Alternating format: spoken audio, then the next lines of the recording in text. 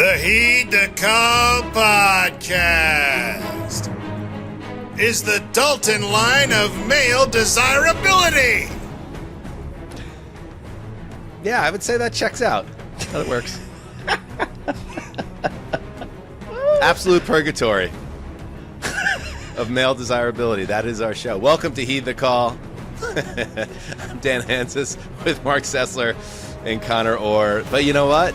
Even in that case, we're all happily in relationships, kids. You could be that way too if you're in the similar purgatory out there, listeners.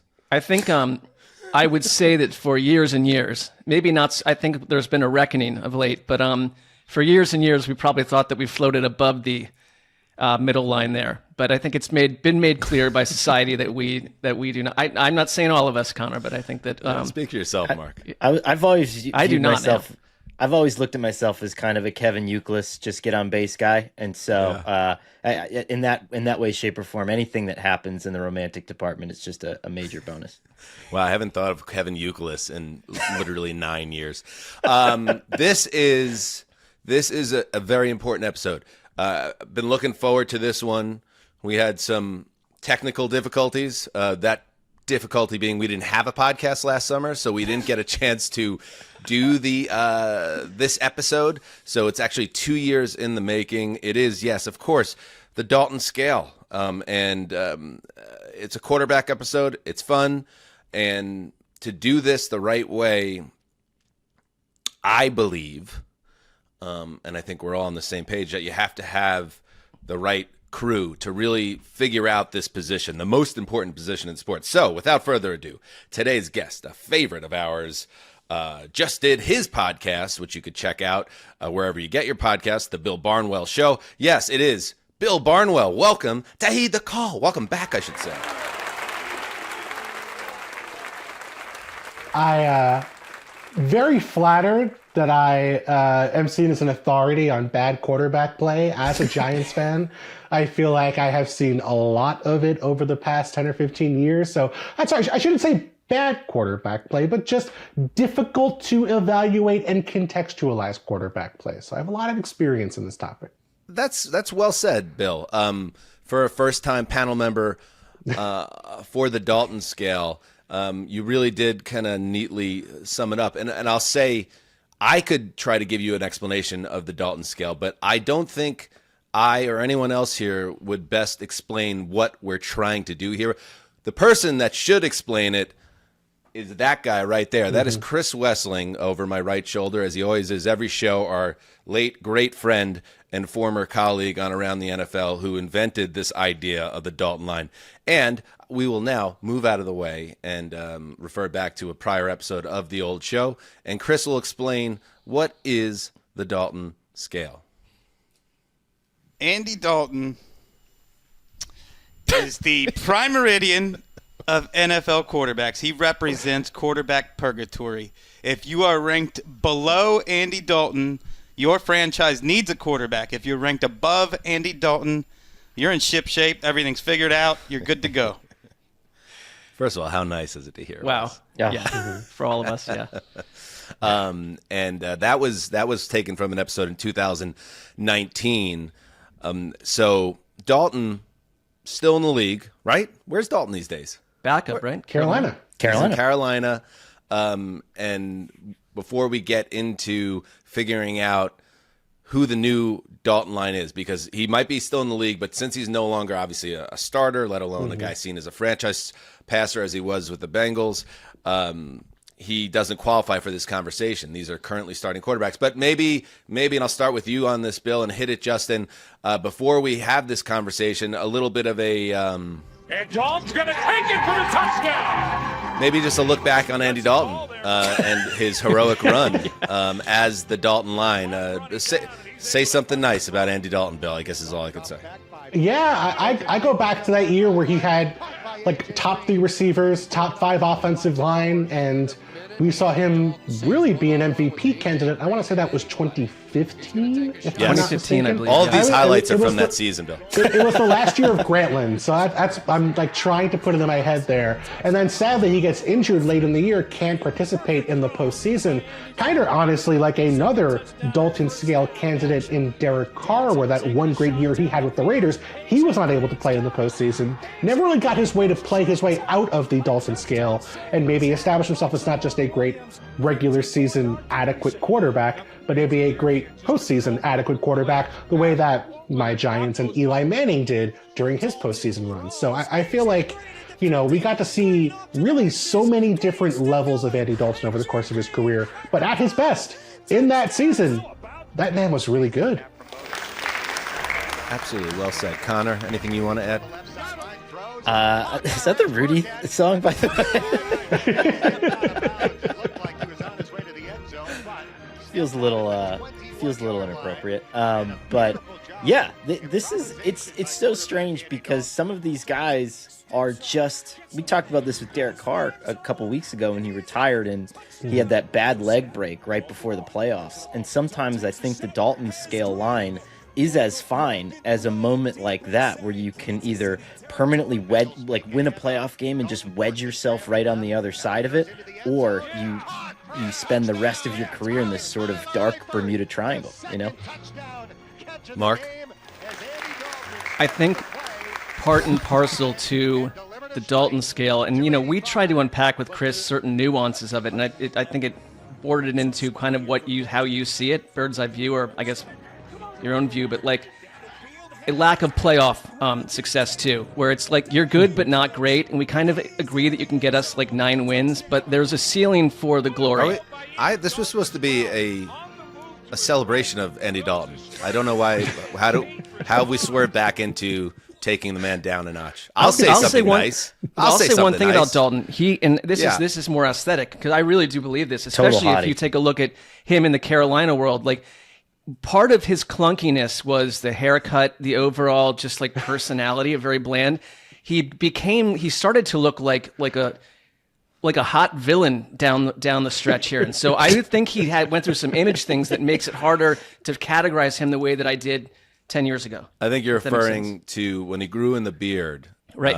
I think that put him on the right side of the male desirability scale. I agree. All right, so, and we mentioned Derek Carr, and it is interesting, the one time, I believe it was that 15 season, right, that, and Carr broke his leg right before the playoffs. Dalton breaks his wrist or his hand, and that was the one year, to quote another famous Wesism, Wes celebrated Westivus, which was that first playoff Saturday wild card game when the Cincinnati Bengals and then eventually the Houston Texans would always fall. And it was just a big celebration. The one year where I thought Dalton could have changed the narrative around his career, when he was having like an MVP caliber type season, he's injured and he doesn't play in the game. And I believe that was that crazy Saturday night Steelers game, actually. Yep. It was which was Devontae's perfect Antonio Brown game. Yeah. Ooh. So anyway, now we move forward because not only it's about me. Not only is it Andy Dalton in a different place in his career, other potential successors like Derek Carr, now out of the league, Ryan Tannehill, out of the league. So we figure out who that figure is. Who is the dividing line for a franchise passer? I want to start just to kind of maybe a show of hand, a raise your hand if this person does not belong in this place. Because I want to just knock out some passers that I don't think are in this conversation. And I also want one more guideline for this conversation. Let's keep kind of make them ineligible. First, rookie passers, obviously, for guys that have only played 1 year. I think, and you can put them on the right side of the line if it's a guy like Jaden Daniels, obviously. But whether you're Bo Nix, Caleb Williams, Michael Penix, Drake May, J.J. McCarthy, they're not in this conversation. They're because it's premature. Okay, so on the other side of it, Josh Allen, Lamar Jackson, Patrick Mahomes, Joe Burrow, Jaden Daniels, Jalen Hurts, Matthew Stafford, Dak Prescott. Are we all those guys? Is there any of those names that are going to be brought up in any capacity, or are they firmly on the right side of the Dalton line? Bill? The ESPN employee in me started to tense up when Dak was added to that list of quarterbacks. Unfairly, I think highly of Dak Prescott. He was not good last year, even before the injury, but I don't think you could make any arguments really strongly against any of those guys short Dak. And Dak was second in MVP voting the prior season. As much as Cowboys fans give him flack, this is the same franchise that has endured a lot of bad quarterback play in between Troy Aikman and the Tony Romo and Dak Prescott eras. Any Cowboys fan old enough to remember that would not want to go back to those days. So I can't imagine there'd be much argument against any of those guys not being part of this conversation. Conor's always a wild card. Conor, do you have an issue with any of those names? Not an issue, but can I just say, I actually think I'm pushing for an expansion of that list, because I think in order to do the Dalton scale at this period in time, I believe we're in a defensive counter-revolutionary period that prioritizes success in the run game. I think we saw that the way that teams drafted this year, the way that teams succeeded last year. We are under 32 passing attempts a game for the first time since 2009. Passing yards per game is the lowest since 2007.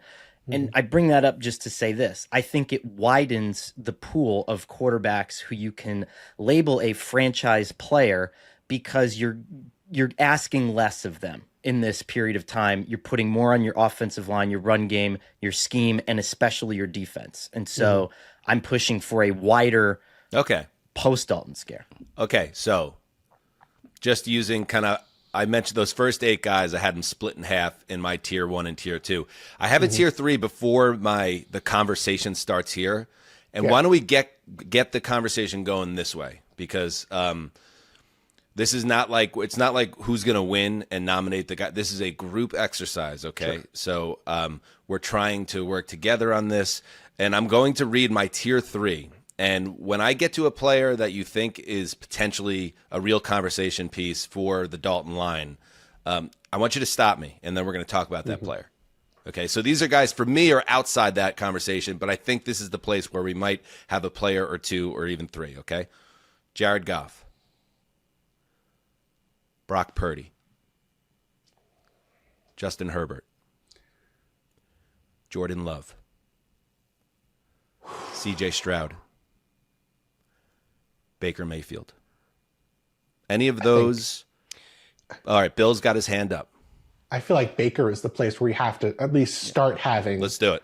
that conversation. And I will say, I was not prepared for how tense that 30 seconds of audio and video was for me emotionally. It felt like, I don't know, you were reading off, people. I don't even want to speculate on like a on jury how it felt verdict. Yeah. There was just a It's real like it's gravitas. Vietnam and you're finding out where you are on the draft list. Yes. Like, yes, where's your draft exactly. When we think about Andy Dalton and the context for where he was being evaluated at the time, Wes originally brought up Andy Dalton, which would have been right around that 2015 period, if I'm not mistaken, maybe a little earlier. That sort of feels like where Baker Mayfield is, right? I mean, a quarterback who is just good enough to get you into the postseason. The Bucs have, he did win against, they lost both. Did Baker's not won a playoff game with Tampa Bay, if I'm not mistaken. He won a playoff game No, he with beat the Browns. Eagles. Beat the Eagles 2 years He ago. beat the Eagles. They beat that terrible Eagles team. Yeah. I'm mistaken. I apologize. And then played well against the Lions before losing.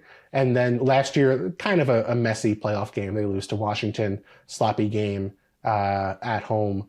But a quarterback who is just good enough to get you in there, a quarterback who thrives off of being underappreciated, a guy who, at the same time, the moment you put any stock in him, it feels almost like you've tipped over the scale, and so the water spills out of the cup. Anytime you put another drop of water into the cup is completely full. And I just sort of feel like that feels, even if I don't necessarily agree, and I think I would probably not have Baker as the guy for me, but I do believe that's a fair group to put him in, this version of Baker with that version of Andy Dalton. I think if holistically, Baker Mayfield's overall career begins to fit in this exercise. I think if we were to say, hey, here's the guy we came up with as our Andy Dalton line guy, and it's Baker Mayfield, I sense a lot of pushback because there's growth to this player, and he's played some of his best football recently. So it's optics-wise a little tough, but I do think that if you went back 2 years, he would fit.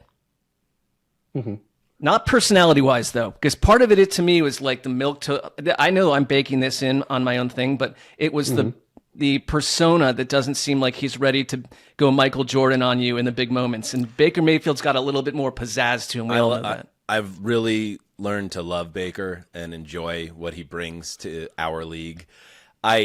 I know people are down in general on counting stats, and you got to pop the hood on everything now, and you got to trust your eyes and all that stuff. And it's like, I agree to a certain extent, but I also just need to point out this was a starting quarterback, Baker Reagan Mayfield, who played 17 games last year, completed over 71% of his passes, threw for 4,500 yards on the nose with 41 touchdowns and 16 interceptions. And that is fucking spectacular production at the quarterback He's not the position. guy. He's got another new offensive coordinator, which you got to factor in because, obviously Cohen left town, and that core of wide receivers, they kept together. They're older. And it might be hard for him ever to be that productive, 8 yards an attempt as well. His career mark, and you have to bake in that he was a Cleveland Brown for a period, 50 and 53 I know wins aren't a QB stat, blah, blah, blah. But I think the level he's playing at right now and the confidence that he's gotten to as a quarterback now at this stage of his career, he's on the other side of this conversation for me. Just like the Buccaneers, I feel very comfortable with him as my guy that I'm paying franchise QB money. I'm going to sound like Mark Schlereth or like Daryl Johnston here for a second and provide Who, Stinking the Moose? Stinking the Moose. Stinking the moose. And provide the most statistically free gut feel analysis of all time. But I do think that there's sort of an underbelly of the Dalton scale where, to me, it's like, okay, if you're down 10 points at the beginning of the fourth quarter, or, you have like 2 or 3 drives left in the game, are your hands in the air like, okay, forget about it? Or are you like, okay, this guy can legitimately throw us back into this game? And Dalton, to me, was never that guy. Now, a lot of the stats, especially if you look at the fourth quarter of games, don't necessarily bear that out. But I think the makeup of Mayfield puts him on the other side of that line for me because, and I don't know if it's just an innate thing. I don't know if I was just because I was once upon a time a Browns fan, but it's one of those things where Baker, to me, represents an improvement on Dalton in that regard, at least. I think the undescribable nature of quarterbacking, that just like you're trying to put words to it, is part of this for me. It always has been. And I think it was for Wes too. I mean, it's hard to put words and numbers to that, but I agree with what you just said. I will not try to put a specific number to it, but I'll just say I think there's a difference here in terms of variance to me that I think Conor is describing, right? Like, Andy Dalton was never bad enough to get cut by the worst team in football and end up playing for a hopeless Rams team starting on 2 days' notice and, by the way, winning a game. He was never that bad. He was also, to me, never good enough to get multiple, in back-to-back years, get his offensive coordinator hired as a head coach to put up numbers, even at points last year where Cade Otton was his number one receiver because all his wide receivers were injured. With last year, the running game was better, but the year before, with no running game to speak of, with an inconsistent offensive line the year before, which should improve a bunch last year. I think that we can't sit here and say, okay, well, Baker's just a product of a great OC and a great set of receivers, because we've seen him do it at some points in Cleveland and at some points in Tampa Bay without those things in play. He has been the driving force. And so Andy Dalton never hit the lows Baker Mayfield did, but outside of maybe that one season we talked about earlier, I don't think he's hit the highs Baker Mayfield has at his best. And so maybe it's not fair to characterize those two, or even if the averages for Baker Mayfield might be fair, even if his 50 and 53 record might seem like it might fit a Dalton scale scenario, I do think that he's had higher highs and lower lows, and the idea of a Dalton is a guy who is never going to be that great, but not necessarily ever going to be that upsetting or worrying for your franchise. Right. Predictably mundane, I think, is an innate trait to being the winner of this, if that's what we want to call them. I don't know if it's a winner, but... Baker's had a fascinating career. Yeah. Is he even 30 yet? All right. Now we're going to get into it because I want to throw out a name here, okay? I'm going to throw out a name here, and it's going to be Justin's going to get excited because he's going to like, oh, I could use this for social. The next tier is the tier for me where it really begins. I'm going to start with Aaron Rodgers. Aaron Rodgers in 2025 as the purgatory. Now, obviously, the Steelers disagree because you don't make that move, I don't think, unless you think he's on the other side here and he could actually lead you places. But I believe what we saw from Aaron Rodgers last year coming off the Achilles, and now I'm just talking about him as a quarterback and less about everything else he brings, which you really probably can't leave out because we're talking about a franchise player essentially. But I believe Rodgers' skill set on the field, his mastery of the mental side of the game in many ways, and the high points of even last year and the disappointment, and going also off the low points as well, which were disappointing. I believe he is someone we should have a conversation about. Conor Orr.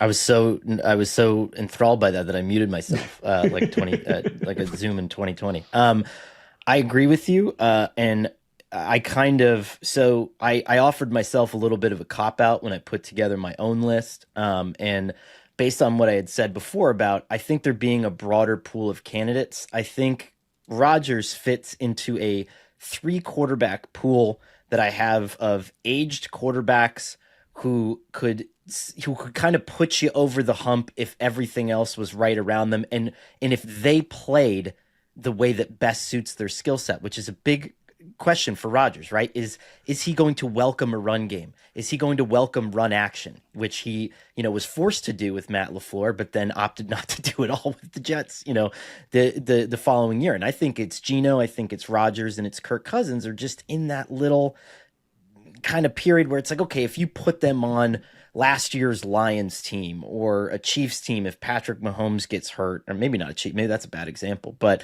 the Eagles, something like that. Can they get you to the Super Bowl? Can you feel confident with them on a down-to-down basis? And I think the answer is yes. And I think for one more year, Rodgers is on the right side of the Dalton scale for me. I had a strange category with guys like that clumped in together because Dan, I would ask you this, having done this for so long, like it's hard for me to classify Rodgers in this position when he's won multiple MVPs, when he's won a Super Bowl. And it's like, I get that if he came out of outer space today and we get this version of Aaron Rodgers, I get it. But like, how do we factor in like the experience of Aaron Rodgers in our lifetime? It's like, I'd have a hard time putting like a Super Bowl winner and a three-time MVP separation of name versus game.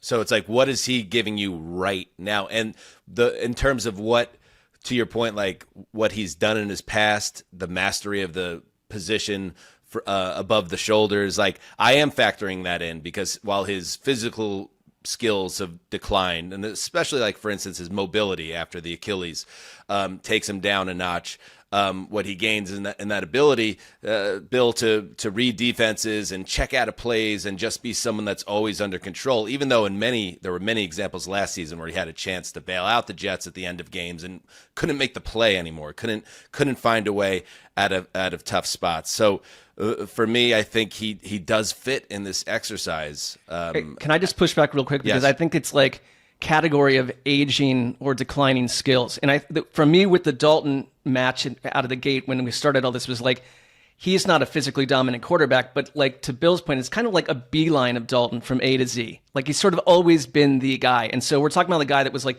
the best quarterback on earth. And now he's sort of just aging. Yep. Yeah, I would say it's tough for me to put him on the right side of the Dalton scale, just because, or the Dalton line, I should say, just because you're looking at, a player who was bottom 8 among starters in QBR in 2022, tore his Achilles, a bunch of snaps in 2023, and then was bottom 8 in QBR again in 2024. And that's just one stat, and the stat does not necessarily capture everything about a quarterback, but it's tough for me to think, okay, he's going to be significantly better now in his 40s on a new team with less familiar, certainly, playmakers and, less to work with, I think, on offense. Although I do think the Steelers' offensive line is an underrated. I think Arthur Smith is a solid offensive coordinator. The thing that I think separates Rodgers from Dalton to me is that with Dalton, there was a beigeness to Andy Dalton. Like there was never a conversation of, are the Bengals going to mold their offense to Andy Dalton's strengths? There was never a conversation about what Andy Dalton's strengths were. It was just, this Andy Dalton was an empty vessel in which an offensive coach or architect was going to empty his mind into Andy Dalton, and he was going to absorb whatever was out there. Andy Dalton was a sponge, perhaps, of quarterbacks, and you can't say that about Aaron Rodgers. I think he just to has not been paraphrase that Bill guy. Barnwell, and if you want to aggregate him, a dead behind the eyes ginger. Is that what you're saying? No, just someone is being controlled like a puppet. There's a big difference between those two things. Conor. Because sometimes you have to consider these on a case-by-case basis. I think Bill brings up a great point with QBR, but we always make the comparison between Favre and Rodgers.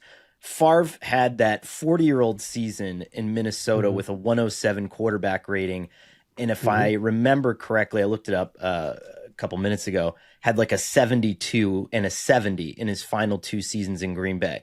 So for Rodgers in particular, I think what tips him on one side of the scale or the other is, do you think it's possible that he has one more of those seasons in him, just like Favre did, where it appeared that he was lost in the statistical wilderness? Because I think that, to me, is the thumb on the scale one way or the other.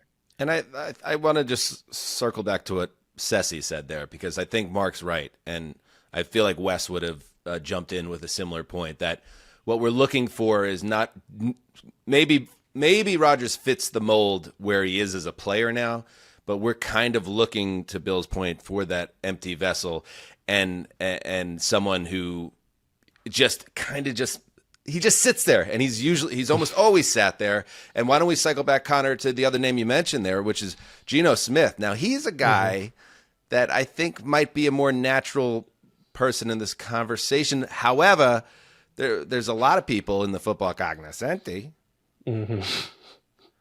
who believe that Geno should be in one of the tiers that we mentioned 15 minutes ago, and it's even insulting that he's even being brought up now. Your thoughts, Conor? Well, this is hard because I'll lump him in with Baker here, in that sometimes it takes a while for a quarterback's skill set to become relevant within the context of what the NFL is now. Sometimes it takes a while for the right quarterback and coordinator to find each other and to put enough on tape where you can get enough to put together a playbook or a call sheet for a quarterback like that. In that way, I think Geno's still kind of in his era at this point. And while it's weird to say that about a quarterback that's in his early to mid 30s, I think his best season could be almost like a Randall Cunningham age 36 year, where it's everything is right and the personnel is right and the coordinator's right. I think that that's still something that makes sense to me. And again, I just think we have a wider pool in front of the Dalton line now than we have before. So for me, Geno's comfortably in front of it. I just think that way. And I don't think that you would have, I'm more of a Chip Kelly fan than other people. I respect him a great deal. I don't think you have a coordinator like that lining up to work with a guy like that if you don't think that there's something there, if you don't think that there's some tools there. I think, for me, it's hard to separate how I felt about Geno Smith for a long time versus what's actually happening. I just sort of struggled with that over the past couple of years. And in this exercise, it's hard for me to pick an ascending player. He's getting better as a quarterback. I do think, though, I sat there with his name on my list, and I was like, isn't he kind of everything I think about this? But then if you go look at what he's actually done over the past 2 years and what I think he's still capable of, I also have him above the line. Bill? Yeah, I agree. I'll go back to the football cognoscenti side of this argument, right? I mean, it was a different time a decade ago. We didn't have incredible access to all 22 the way we do now. Film Twitter was not anywhere near as prevalent of a thing. But to my recollection, I don't recall many people, getting those, "Oh, that boy nice" tweets out about Andy Dalton. It was never about, "Oh, look at this great throw, Andy Dalton. Let me put together this 3-minute highlight clip of Andy Dalton." And Geno Smith can put the ball in danger sometimes. He can make some decisions I don't love at times.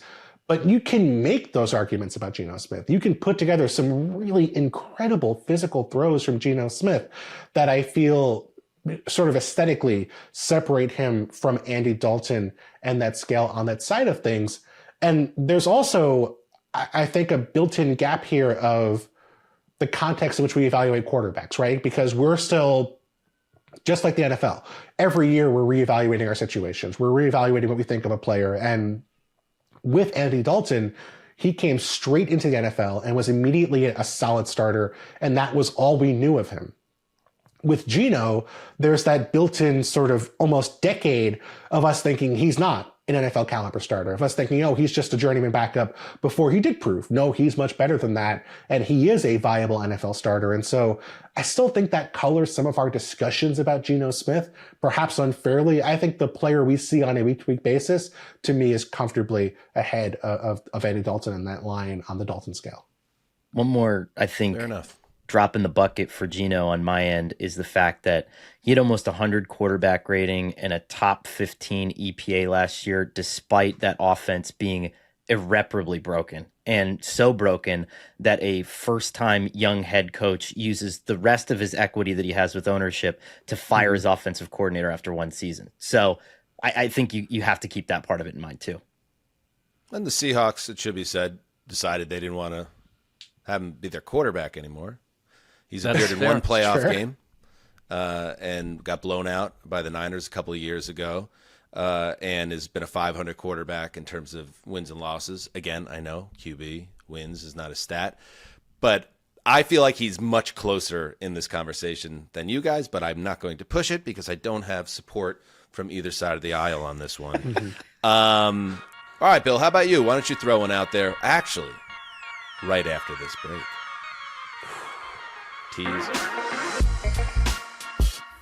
All right, taking a quick break to remind you that if you love this show, if you love the Cess Dog as an example, a prominent example, there is more in the Heed the Call universe over at patreon.com/Heed the Call. We've got a new episode of Rolling Thunder. Jason Zumwalt and I tackle a very deep topic, and I hope people will enjoy it. Dan, I know you've got a couple things coming up as well.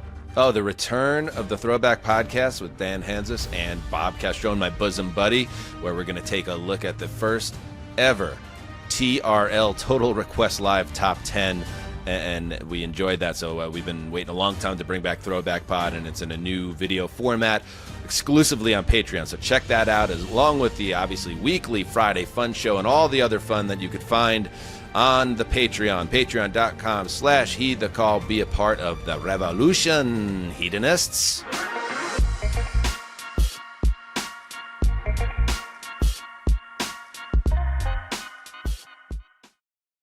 All right, we're back. Yes, we are, in case you just tuned in, which would be weird on a podcast, we are trying to find the Prime Meridian of NFL quarterbacks. And we've gone through several names so far. I don't think we have a match yet, so we keep on moving. Bill Barnwell, can you nominate a potential Dalton Line player? I will throw out the quarterback who was directly below Baker Mayfield for me.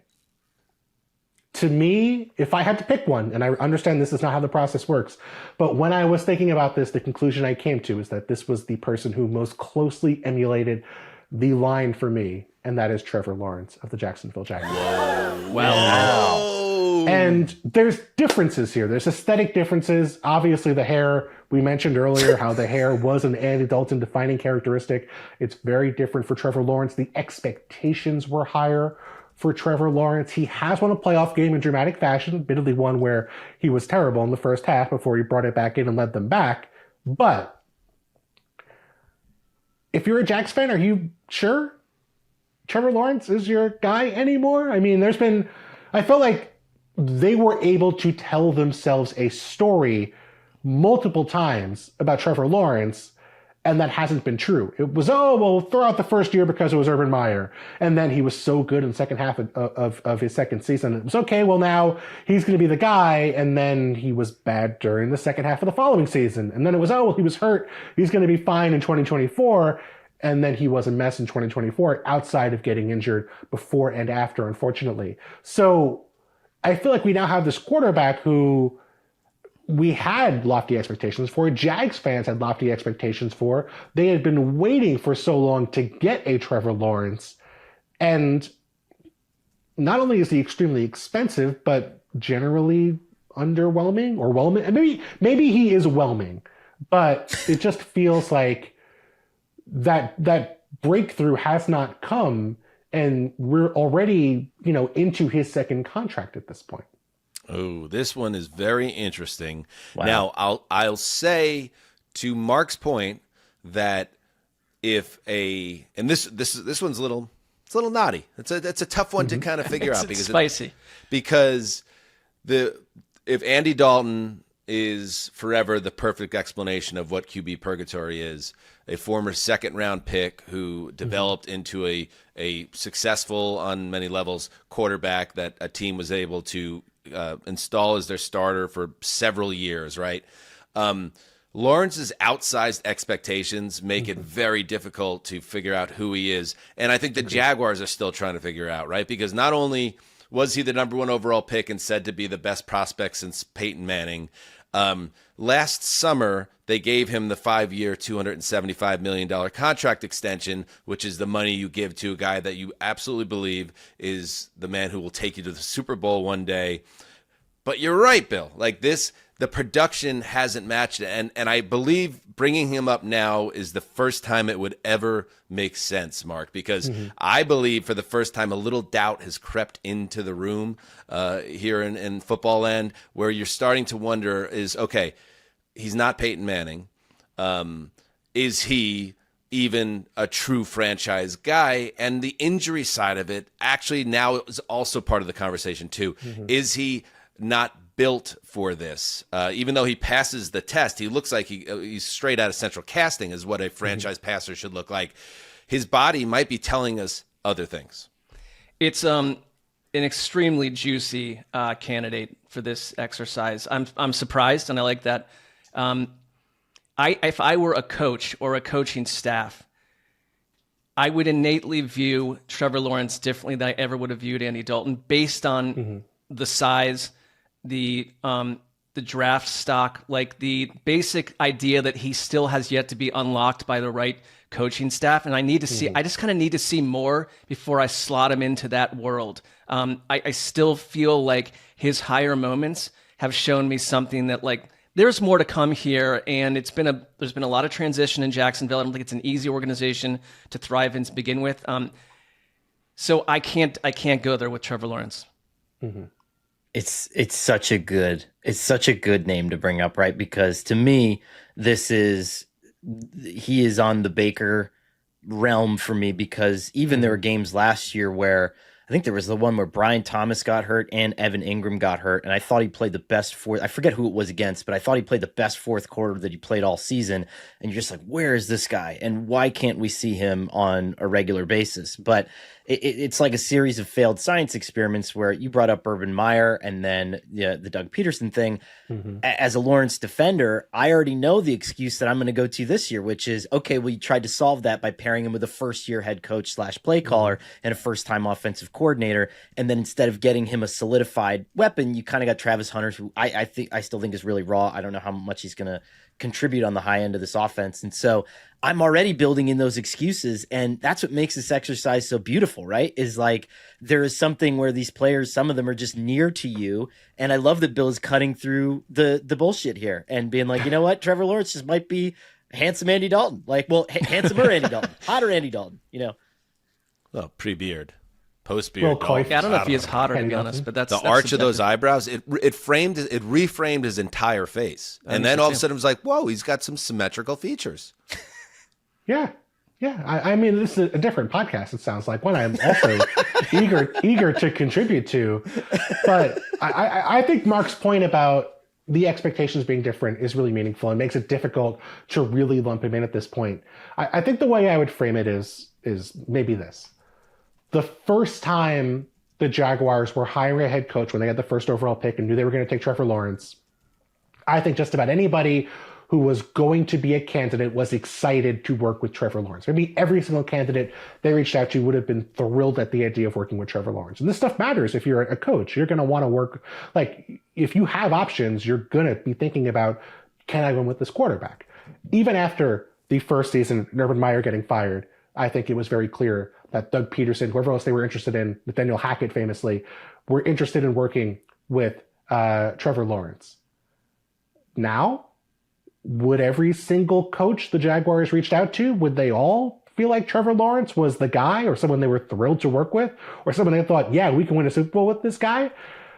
I still think some would. I think Liam Cohen does, but I don't know that every single coach would feel that way, and that's different to me than maybe the first two times they were hiring a head coach. But to that point, I do believe Liam Cohen, who famously flip-flopped on the Bucks before deciding I'll go to the Jags, I do think, and that guy's obviously a gifted offensive mind who our Baker Mayfield conversation, it's you can't divorce the guy that was running the show with Baker from Baker's best season statistically of his career.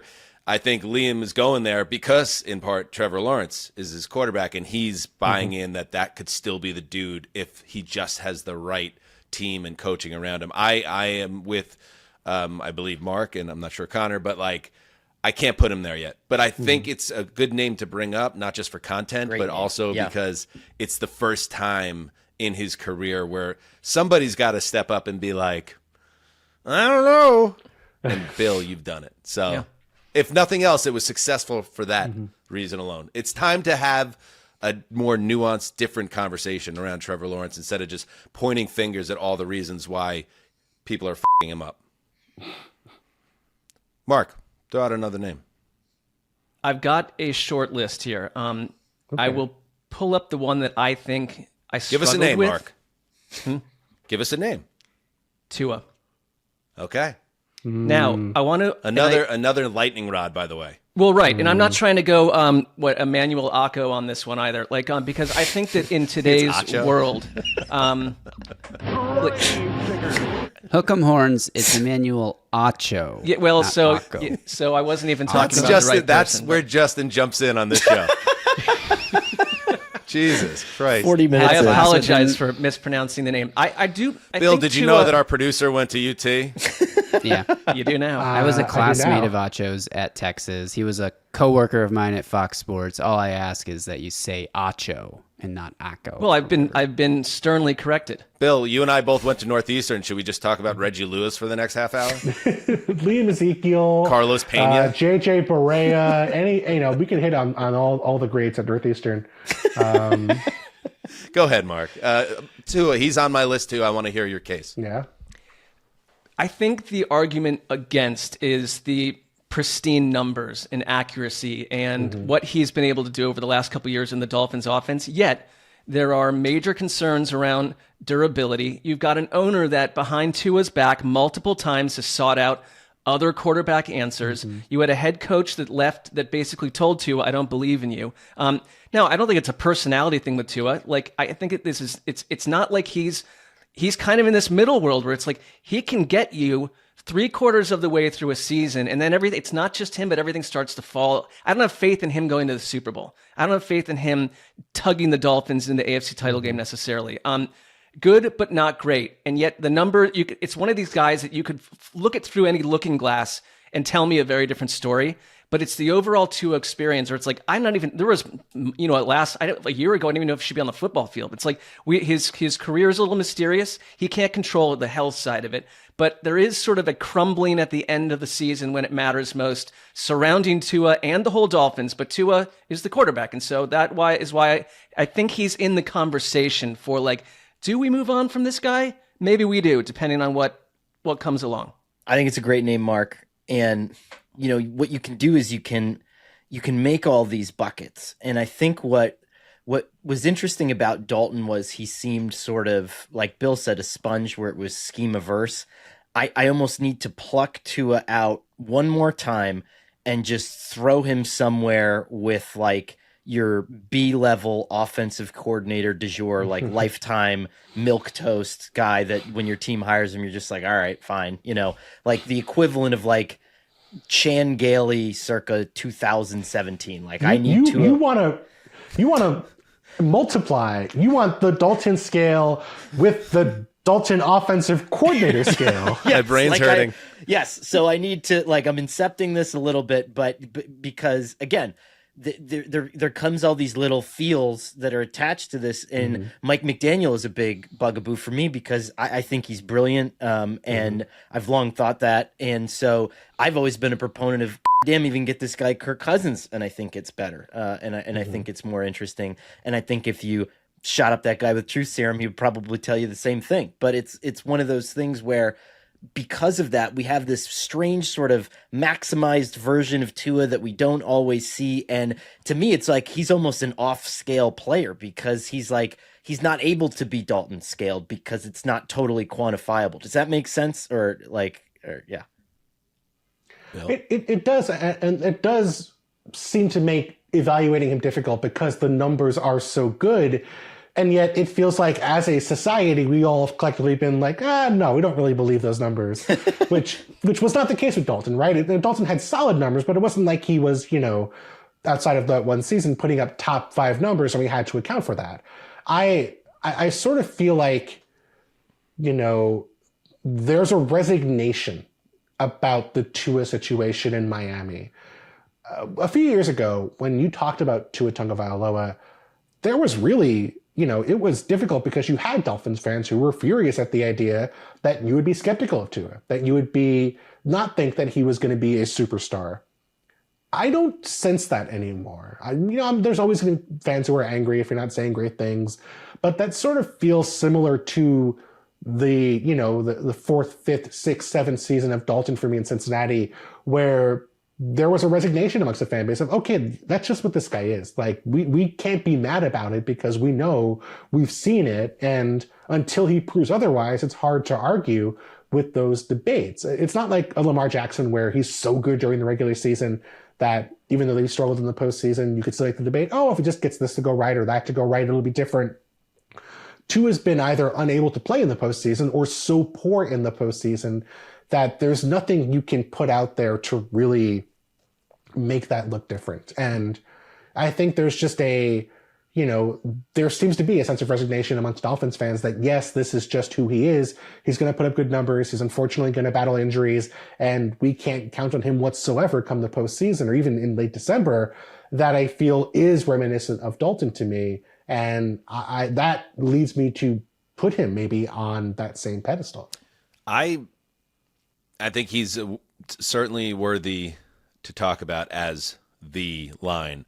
I'm closer to him on the wrong side of it, though. I think it's fair. I think it's fair to wonder at this stage of his career, when he played with, the final peak seasons with Tyreek Hill, playing with Waddle, playing with the running game with, Mostert had like 20 touchdowns one year in this offense. Achane and what he gives that offense. Mike McDaniel and the way he cooked up this scheme that was perfectly suited in a lot of ways to what Tua does well in the NFL. And you could say he might have already played the best football of his career and the most productive football of his career. In 5 years from now, he's hanging around as a backup somewhere. I think he's much closer to that reality than an ascended quarterback or someone that gets a huge contract, another contract after this. I'm just not the biggest Tua guy, and I think it's possible he's already kind of on the downslope of his career. Is that too harsh? Is that no? Because there are going to be Dolphins fans. There's still a lot of Dolphins fans and maybe they do put too much stock in the stats and the counting numbers, which are tremendous. And we just talked about it with Warren Sharp, had a long thread last week or whatever, where he was just like, all these under pop the hood stats all point to Tua being an elite player as well. And Conor, I know you push back on that. Like, he is kind of like the Rorschach test, right? Like, he is what you want him to be. And it makes him very difficult to evaluate in an exercise like this. And if there was a world where we nominated him, people are going to go absolutely ballistic on us. Okay, let's do it. People. All right, end the episode. Tua. So my question is with Tua, right? Sound off in the comments. Go ahead. Like and subscribe. Engagement. With him, right? Is his situation ever going to get better when he's in his prime, as it was maybe a year ago or 2 years ago? To me, like, okay, is this going to get better than prime Tyreek Hill and Jalen Waddle as your 1-2, Achane as your running back, McDaniel as your play caller? Now, and you can say, well, our defense was and our offensive line wasn't, but every team has deficiencies. That was a pretty damn good situation and a pretty damn good window for a quarterback. And we kind of saw, I don't think that's unfair to say it's at your best, because where's he going to go? Is he going to go to, like, every quarterback wants to play for McVay or Kevin O'Connell? Is he going to go to one of those places now? And even there, do we think he's a Super Bowl quarterback? I don't think so. Yeah. We talked about Dalton having that great season. That was 4 or 5 years into his career. It's possible Tua had that season really in his, second full season as a quarterback or third full season as a quarterback. And I think you're right. I can't imagine a scenario where he has better pieces around him than what he had that year. And I would be surprised if the Dolphins as a franchise were going to have a better roster for him in the next 2 or 3 years than the one they had that season. When they did make it to the postseason, but he was unable to play. And we just had this entire conversation about Tua, and we very, very vaguely referenced his health issues. Durability is a skill set, and he is a guy that has an extremely troubling history of brain injuries. So you got to bake that into. You just got to. All right, Conor, do you have another name? Yeah, this one is interesting. So it's like, do you ever watch one of those mentalist shows where they show you when you walk into a movie theater, like the colors or whatever make you want to buy popcorn? So when I wrote this list, the player as I wrote him down ended up being exactly in the middle. And I didn't put him there on purpose. Like it just sort of fleshed out that way. And I view him, this iteration of the player, right? This iteration of the player, I think Russell Wilson is your Andy Dalton line. Wow. Like, wow. Right now. 26 that was not the name I was expecting. 26 and 8, 26 and 9 touchdowns. Those were almost identical to your peak Andy Dalton numbers. He's, despite, I think that there's a lot of people who will, because of their personal thoughts on Russell, probably drag him down to the other side of the Dalton line. I think he's the definition of your hold the line, middle tier, serviceable starting quarterback. And I think that there's a lot of external complications with the guy that will tug him to one side of the line or the other. And Mark, this is where we're hitting into that little bit of a conversation point around this again, where this is a former Super Bowl winning quarterback. This is a guy that has been named All-Pro. He's been on like 8 Pro Bowl teams. He's a guy who's in conversations about is he a Hall of Famer? So he doesn't fit that classic Andy Dalton mode. But I do agree, Conor. Version. Yes, this version. If we're just talking about the player, where he is in his career, I would have him below personally. But I understand where you're saying production-wise, he's a guy to talk about. I think it comes down to how you view the exercise, because I struggle with the first 3 quarters of Russell Wilson's career, where he was marvelous, fun to watch, part of a good team, but 2 Super Bowls and changed that organization. Like, the definition of a quarterback coming in and completely changing what we think about the Seattle Seahawks for 8-9 years. It's hard for me to do it for the same kind of reasons, like you said, Dan, about with Aaron Rodgers, where it's like, I agree with you right now, he fits, but I'm kind of looking for the guy that has never been really higher or lower than that. Okay. Yeah, there's certainly a level of what we know about Russell Wilson, we remember about Russell Wilson, that I think colors this conversation in a way that it wasn't the case for Andy Dalton. At the same time, I think the part that I find so difficult to reconcile is the numbers are the numbers. And Russell Wilson's numbers the last 2 years have been just fine at quarterback.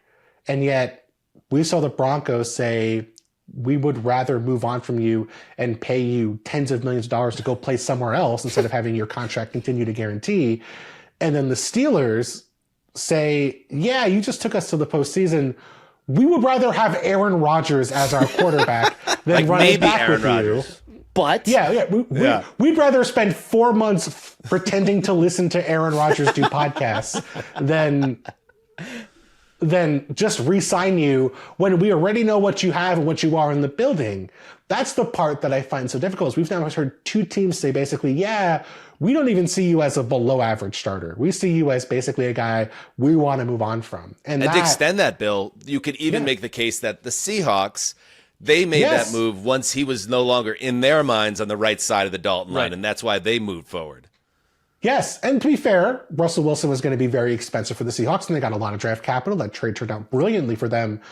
But the Broncos let him go for free. The Steelers let him go for free. That, I think, makes it tough for me to believe that he is on, close to the right side of the Dalton scale, even though I think his numbers, frankly, belong on the right side of the Dalton scale. That's why, and again, I know that I've turned down other people's suggestions because of external complications, but I think that he is a guy where if you were to peel away, because I think part of the reason that Denver got rid of him, part of the reason Seattle got rid of him, it was the socio-emotional, right? It was your vibe doesn't fit with us. But if you drop this guy into any offense in the NFL right now, I would include the Giants in this. I think he's going to be somewhere between 23 and 24, 23 and 27 touchdowns and, 8 and 11 interceptions. Mm-hmm. Like it's a constant thing where you can just put him there and that's what you're going to get. And I feel like that's Dalton-esque to me. I think the minor disconnect on this program, because we've had these conversations, Conor, where you're higher on Russ than perhaps Mark and I are right now. And also, we just talked about a Bill on your show where we were looking at the Giants' schedule. We were trying to figure out who are the teams that don't have Super Bowl hope right now. And I looked at the first half of the schedule. I was like, oh, he's going to be chum in the water, and they're just going to use him as a bridge to get to Jackson Dart when the schedule softens up. I don't think I would set his over under it starts the season at 6.5. And if that's where you're coming from, if you agree with that sentiment, there's no way that guy is on the right side of this conversation, or even the purgatory guy. Interesting. But I like that you bring in 2025 consistently a pro Russ discourse, which isn't around a lot. So good for you. Yeah. And I would say one thing about the Dalton aspect of this is they have to annoyingly stay in the lineup as the starter. Do you know what I mean? Because it's got to be we somehow this was always a Bengals thing too, where they were we're not looking for something much better. We're fine with Andy Dalton, and he's going to stay winning the starting starter jobs forever. Yeah, there's not many guys that have now going to be starting quarterbacks, most likely for 4 different teams. I know he was hurt at the beginning of last year, but he was going to be QB1 if the calf issue wasn't a thing. Well, you know what? We've been dancing around this, and I'm going to throw it to Bill, because I know Bill's going to nominate the person that I think has to be the center conversation point of this, because I think it just makes so much sense. I'm building it up because I'm so confident that Bill is going to nominate this person. If he doesn't, I will. So it won't be a failure if you don't, Bill. But I just feel like we've been dancing around the man who, to me, might be the perfect fit in this exercise. When you spend 30 seconds building it up, I'm going to say it is almost definitely going to feel like a failure. I can tell you from on the Bill Barnwell scale, if I do not name the name you're putting out there, the only person we have not mentioned where I feel like there is a real discussion to be had is Kyler Murray of the Arizona Cardinals. It's is not that the name. Okay, but I think I know who you're going for, Dan, but I'm not. Wow. Yeah. Then who's the name? We'll get Can I to it. guess? Let's talk Kyler. Okay. All right. Yeah. I'm high on Kyler. I think he creates. You would never look at Kyler Murray's style of play, for better or worse, and say, "Oh yeah, that's very Andy Dalton-esque." For whatever you want to say about Kyler, he is the driving force of the offense, good and bad. He has a very specific style. You need to play into that style. At his best, he is. He could be an MVP candidate as the driver of the offense, which I think even in his MVP season, Andy Dalton wasn't the driver of that offense. At his worst, that Rams playoff game, he can look like he's never played football before. The variance is too high for me, But, in terms of do we feel great about this? I could see Cardinals fans saying they're a little nervous. Yeah. This is now the third joining with Trevor Lawrence and Baker Mayfield, third number one overall pick we've talked about in this exercise. And Kyler is befuddling. He's been befuddling to us on this show. He's been befuddling to the Arizona Cardinals. Remember all the drama around his second contract with the team and them putting the video game clause in it because they didn't know about his focus. And he's had injury issues, and he's undersized, and his helmet's way bigger than the rest of his body, and it just freaks me out. But he is, and I still believe him to be fantastically gifted physically. And I think maybe even as someone, I'm not a Kyler believer, but I also feel like there's a range of outcomes still to his career where I think I just can't stick him in the middle. I can't stick him as purgatory. But he's another interesting name. What do you guys think? I had him in a weird place on my list. I think there's some Cardinals-esque elements to this as well. Like he's the kind of guy I would love to see traded somewhere and get a fresh start with a good offensive coordinator. And it's like, again, with the Dalton thing, and maybe I'm too locked into what I think this represents, but he's a little too flashy, athletically spicy for me to view him that through that lens. I think we're talking about peak years that adjust things that we believe are possible out of quarterbacks. I think Kyler in a year 2 with Drew Petzing, I think this defense is going to be excellent in Arizona this year.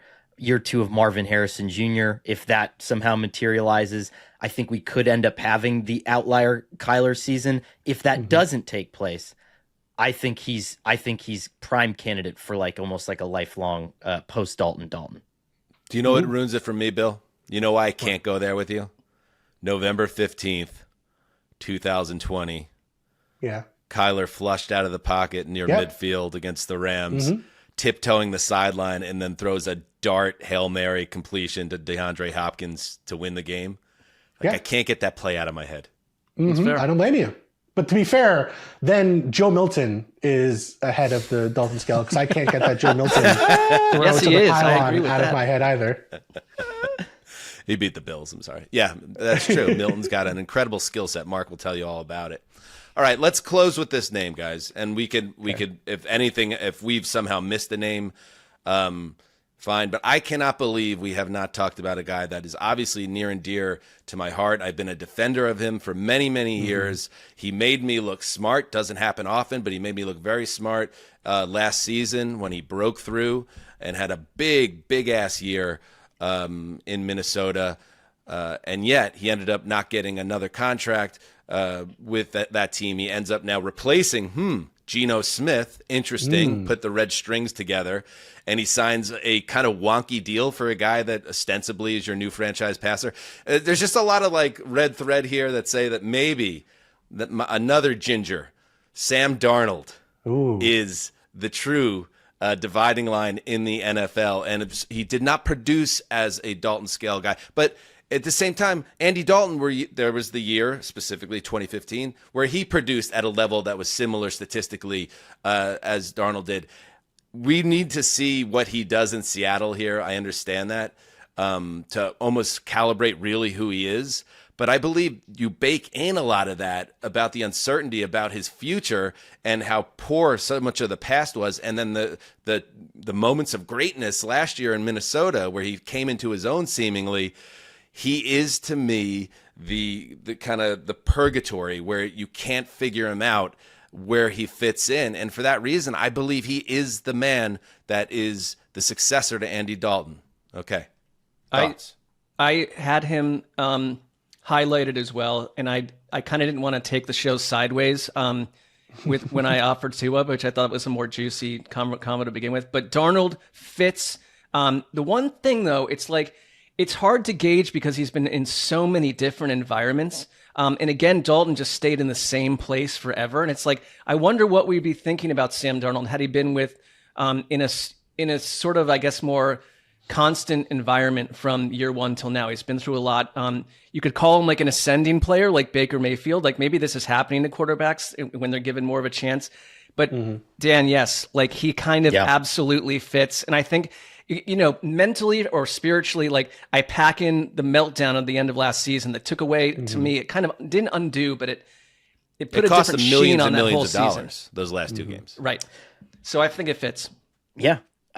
So it perfectly slots right behind Baker because I think it's a similar backstory, but I don't have the late game confidence in Darnold necessarily that I do in Baker. I don't see that innate gut killer instinct. And also with Darnold, you know that there's going to be a regression. There has to be a regression because you played last season with the best play caller in the NFL and the best wide receiver in the NFL. And so you're probably going to come down to this moment where your numbers begin to solidify concretely into a very Daltonian stat line.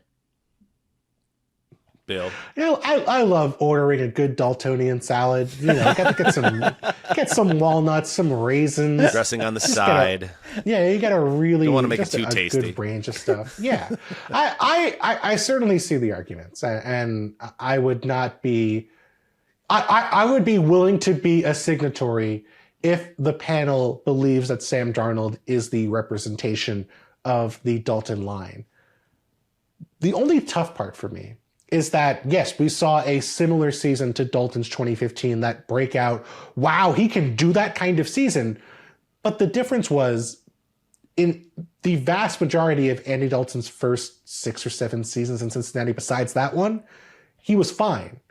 The vast majority of Sam Darnold's other seasons outside of last year, he was a mess. And I'm willing to write that off as bad coaching, lack of talent around him, lack of belief around him, injuries, mononucleosis, all these different things factoring in. I'm willing to make those excuses, but we haven't seen him be adequate yet. Right. We've either seen him be really good or pretty good or really bad. And Andy Dalton, I feel like this comes down to him being adequate over and over again. So even though I think probably Sam Darnold's true talent and the guy we're going to see in 2025 is going to be a very similar person to what we saw from the average Andy Dalton season during the Marvin Lewis pump in Cincinnati, I don't know that we've seen that yet. And that makes it tough for me to validate him there because he just hasn't been that player, even though he might actually be that player in reality. You know what? It is...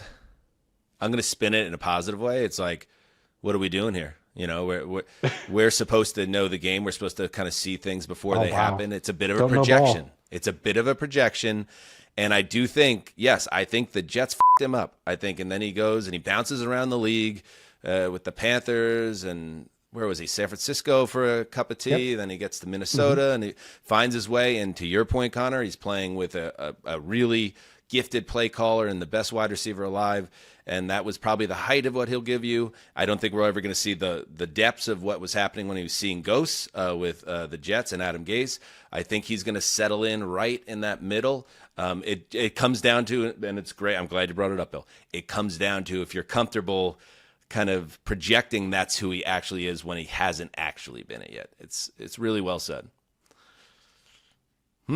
So, do we have a conclusion? I don't know. Justin, can we get a little recap of kind of the names and anybody that we seemed close on?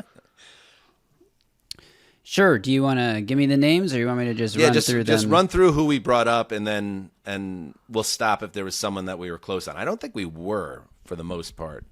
Right, and also stop me if I completely forget a name that we definitely talked about.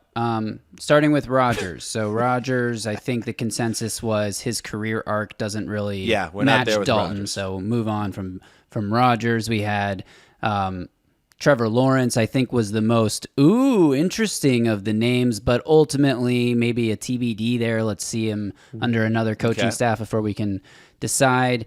Tua seems maybe the closest to a consensus here of all the guys we talked about. Kyler Murray was very much in the conversation, I think. Russell Wilson, very mixed opinions about what Russell Wilson generous. is and Thank if he you. fits. And then Sam Darnold. Sam Darnold feels like a decent option here, and I think that was sort of the consensus as well. One more thing to try to erase the Wilson thing and then glob onto somebody else so that I can get out of this. Remember, this is a collective group assignment. No one's winning this.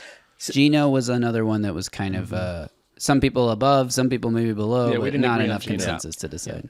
I want to add one more point to when Bill brought up Kyler. I think one of his hesitancies that he said was the mobility and the top end play making aspect of it, right? At the end of last season, when I was writing about quarterbacks drawing illegal QB hits, I had looked up how many quarterbacks in the league that we would consider mobile or athletic in some way, shape, or form versus maybe 10, 15, 20 years ago, right? In the NFL right now, I would argue that there's 22 to 24 mobile passers, like quarterbacks who are able to escape in the pocket and do something incredibly athletic. Do we have to also bake that in to our future Dalton Scale expectations? Because the more and more that these quarterbacks come through flag football, youth football, they're doing more of these athletic, balletic maneuvers all throughout their life. And so there's going to be more of these quarterbacks with that skill set. And it's almost one of those like flying balloons that takes our eyes off of the hard numbers, which are just like, yes, this is Daltonian at its very essence. I don't know. I get traumatized when Conor brings up flag football on these shows at this point. So that kind of got on my radar right there. But I agree with the rest of it. I'm not going to talk about that again, I promise. It's a really good point. I actually wrote about this, how I think one of the weirdest things, if someone who hadn't watched football in 40 years watched an NFL Sunday, the thing that would freak them out the most was that there are 8 quarterbacks who are part of their team's quarterback run game. And that's something I think when you spend out the guys who are scrambling quite a bit, guys who are, mobile, who are running as part of the offense, it's totally true. I feel like our idea of what the average quarterback looks like is very different than it would have been a decade ago. And so it's not unreasonable to include that and have some expectation for that being part of the average quarterback or the Dalton-esque quarterback, even if it's not aesthetically exactly the same as what Andy Dalton was. Is Sam Darnold, not for nothing, but is he like the Dalton line of quarterback mobility? Ooh. Yeah. Pretty good. Yeah. I think that's a very fair argument to make. Let me see this year. It's a boot-heavy offense with Clint Kubiak. He's going to be on the move a lot. Let me. I'll get back to you December. So how do we want to button this up now? Because I don't want to push anything through legislation. I don't want us to feel like we need to come up with an answer. Maybe it's enough to say, to Bill's point, that Darnold is someone that we have a very close eye on. But we need a little more time. He might be the true successor, but we need to reconvene like they did with the tush push rule next spring and figure this out. I'm okay with that personally. It might be a little bit, it might not, put meat in the seats in terms of engagement, Justin. But I want to do this right too. I mean, what are you guys' thoughts? Final thoughts? I think it comes down to, and we've done this before where we did not come away with a titleist, again, if that's what you want to call it. But Sam Darnold, to me, and Tua are my top 2 candidates. And I still want to ponder them both more. So, yes, I'm okay waiting. What do we call it? Adjourn? What do they call it when it's you're pushing it? What is illegal? Delays? Mistrial? No, that sounds like a failure. A mistrial is a failure. You know how you can go on the border of 2 states and you can stand with 1 foot in either state and say, I'm in 2 states. That's how I feel about Darnold and Tua right now. I'm willing to stand in either state, but I don't feel confident enough about either to take that step into both. I feel like there's a very narrow space between those 2. Colin Lowney's house growing up in Pearl River, New York. I could be in Jersey and New York. Wow. Yeah, big moment. Big moment. Only at his house? I mean, wouldn't that line was extend right on that beyond line. the house? Well, now we're really off topic. That's my fault. Shout out, Colin. All right, Bill. So we'll adjourn this meeting. We're our eyes on, because it's such an important thing that, and Wes always mentioned it, like, people go up, people go down, but the person who is that dividing figure always stays in the same place. So we have people that we've ruled out and people we feel confident about could be that next figure. So let's see how it all plays out in the season ahead. Bill, you were so kind with your time. You got a newborn at home and yet here you are delivering the goods. Where can people find the Bill Barnwell goodness elsewhere? I would imagine wherever you get your podcasts. I have not checked every podcast feed, but I assume Wherever you do it, just type in my name. Maybe you'll find it at ESPN.com, on the ESPN networks occasionally. Just anywhere ESPN related, you will probably eventually find me rambling about football. Beautiful. Got two of our great writers on the show today. That's unusual. Does it make you want to get back in the game, Mark? Not really. All right. Thank you to everybody. We'll be back in a few days. The great Jordan Rodrigue will rejoin us later this week, so make sure you're there for that. And until then, do what you must. Heed the call.